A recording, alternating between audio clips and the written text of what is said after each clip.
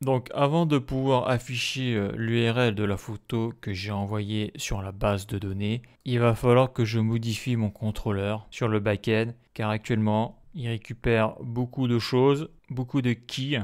Mais la nouvelle key que j'ai ajoutée, la post user photo URL link, il ne le prend pas en compte. Donc ça, il faut que je le rajoute pour que lorsque la requête SQL s'effectue, il récupère aussi ça, cette colonne. Donc là, je vais sur le backend, sur le contrôleur post et je vais sur read all post. D'ailleurs, avant de modifier le contrôleur, je vais contrôler sur Postman que ça fonctionne toujours. Donc là, je suis sur Postman avec test02. Je vais me loguer, j'envoie. Je récupère le token, je suis l'user ID 43, CTRL-C. Donc on voit que l'user ID 43, avec l'ID de post user 346, on voit qu'il a envoyé une photo, 346. Donc là, je vais aller sur ma route pour récupérer tous les posts pour le feed. Donc là, je m'authentifie, CTRL-V, j'ai bien l'user ID 43, je fais un send. Donc là, j'ai tout récupéré là, sur la base de données. Et on a dit 346 ou 324. Donc l'ID de poste 346. Je descends, je descends, je descends, je descends. Voilà. On voit que l'ID de poste 346. Donc on voit que l'URL de la photo n'y est pas. Donc il y a la photo de profil mais pas la photo dans le message. Donc ça va se jouer dans le back-end.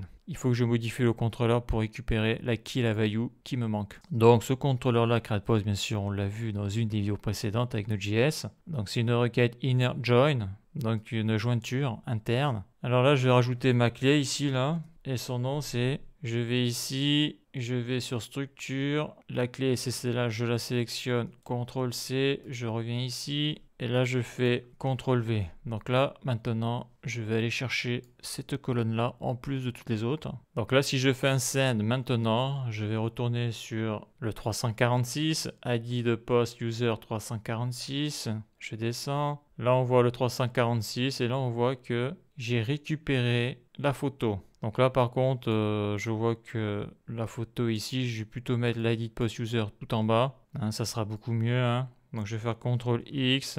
Alors là, j'ai la date. Ok, je vais le mettre ici plutôt. CTRL V, virgule. Là, je supprime la virgule. Est-ce que ça marche toujours? Je fais un send. Voilà, ça sera beaucoup mieux comme ça. 346. Voilà, j'ai l'user ID, j'ai la date. Voilà, maintenant j'ai ma photo. Super. Donc maintenant que le backend est prêt, ben, je vais pouvoir modifier le front-end pour pouvoir afficher les photos dans les posts. Donc la suite dans le prochain épisode.